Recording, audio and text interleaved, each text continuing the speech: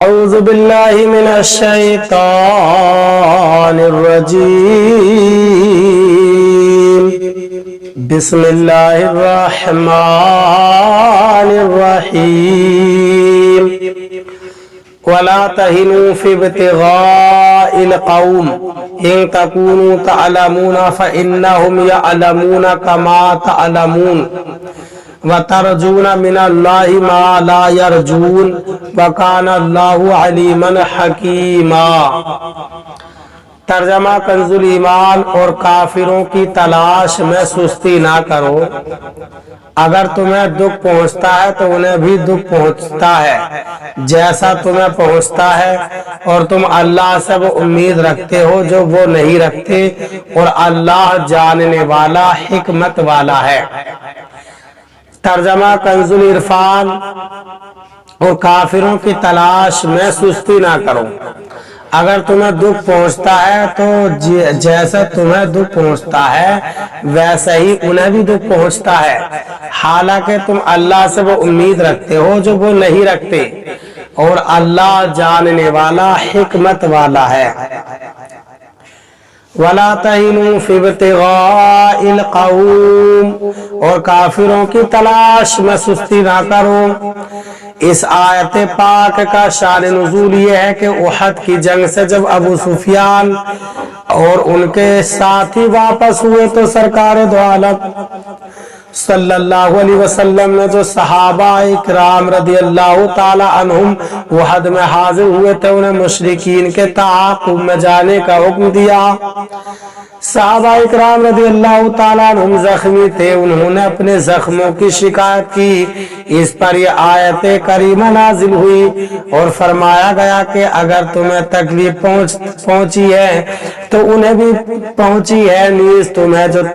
تمہیں تو تکلیف اٹھانے پر اللہ تعالیٰ سے ثواب کی امید ہے، جبکہ کافروں کو ایسی کوئی امید نہیں، تو تم پیچھا کرنے میں سستی نہ کرو. اِنَّا أَنزَلْنَا إِلَيْكَ الْكِتَابَ بِالْحَقِّ لِتَحْكُمَ بَيْنَ النَّاسِ بِمَا أَرَاكَ اللَّهُ وَلَا تَكُن لِّلْخَائِنِينَ خَصِيمًا وَاسْتَغْفِرِ اللَّهَ إِنَّ اللَّهَ كَانَ غَفُورًا رَّحِيمًا. ترجمہ کنزُ ایمان. اے محبوب، بے شک ہم نے تمہاری طرف سچی کتاب اتاری کہ تم لوگوں میں فیصلہ کرو جس طرح تمہیں اللہ دکھائے، اور دغا والوں کی طرف سے نہ جھگڑو اور اللہ سے معافی چاہو، بے شک اللہ بخشنے والا مہربان ہے. ترجمہ کنزُ العرفان. اے حبیب، بے شک ہم نے تمہاری طرف سچی کتاب اتاری تاکہ تم لوگوں میں اس حق کے ساتھ فیصلہ کرو جو اللہ نے تمہیں دکھایا ہے، اور تم خیانت کرنے والوں کی طرف سے جھگڑا نہ کرنا، اور اللہ کی بارگاہ میں استغفار کریں، بے شک اللہ بخشنے والا مہربان ہے. اِنَّا أَنزَلْنَا إِلَيْكَ الْكِتَابَ بِالْحَقِّ. اے حبیب، بے شک ہم نے تمہاری طرف سچی کتاب اتاری. اس آیت پاک کا شان نزول یہ ہے کہ انصار کے قبیلے بنی ظفر کے ایک شخص طعمہ بن ابیرق نے اپنے ہمسایہ قتادہ بن نعمان کی زرہ چرا کر آٹے کی بوری میں ایک یہودی کے ہاں چھپا دی. جب زرہ کی تلاش ہوئی اور طعمہ پر شبہ کیا گیا تو وہ انکار کر گیا اور قسم کھا گیا. بوری پھٹی ہوئی تھی اور آٹا اس میں سے گرتا جاتا تھا. اس کے نشان سے لوگ یہودی کے مکان تک پہنچے اور بوری وہاں پائی گئی. یہودی نے کہا طعمہ اس کے پاس رکھ گیا ہے، اور یہودیوں کی ایک جماعت نے اس کی گواہی دی، اور طعمہ کی قوم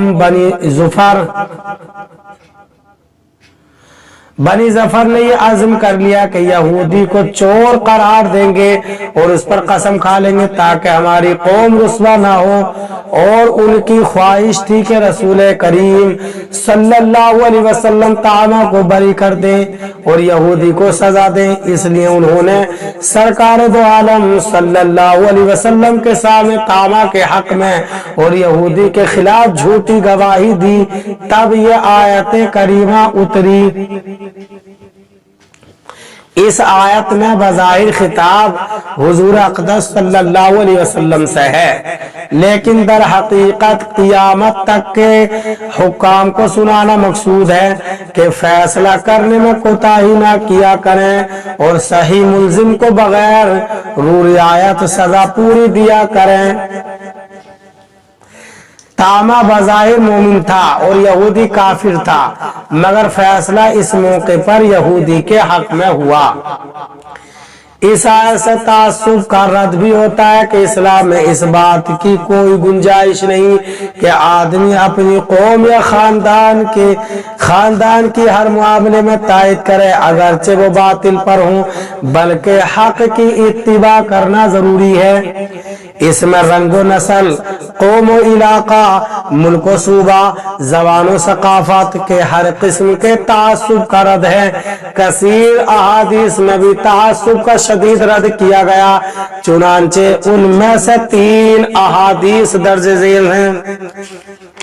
ایک، حضرت فصیلہ رضی اللہ تعالی عنہ فرماتی ہیں میرے والد نے حضور پر نور صلی اللہ علیہ وسلم کی بارگاہ میں عرض کی، یا رسول اللہ صلی اللہ علیہ وسلم، کیا اپنی قوم سے محبت رکھنا بھی تعصب ہے؟ آپ صلی اللہ علیہ وسلم نے ارشاد فرمایا، نہیں، بلکہ اپنی قوم کی ظلم میں مدد کرنا تعصب ہے۔ 2، حضرت ابو ہریرہ رضی اللہ تعالیٰ عنہ سے روایت رسول اکرم صلی اللہ علیہ وسلم نے ارشاد فرمایا، جو بلا وجہ جنگ کرے یا تعصب کی جانب بلائے یا تعصب کی وجہ سے غصہ کرے تو وہ جاہلیت کی موت مرے گا۔ 3، حضرت ابو امامہ رضی اللہ تعالیٰ عنہ سے روایت ہے حضور اقدس صلی اللہ علیہ وسلم نے ارشاد فرمایا، قیامت کے دن اللہ تعالیٰ کے نزدیک بدترین شخص وہ ہوگا جس نے کسی کی دنیا کی خاطر اپنی آخرت برباد کر لی۔ اللہ تعالیٰ ہمیں عمل کی توفیق عطا فرمائے۔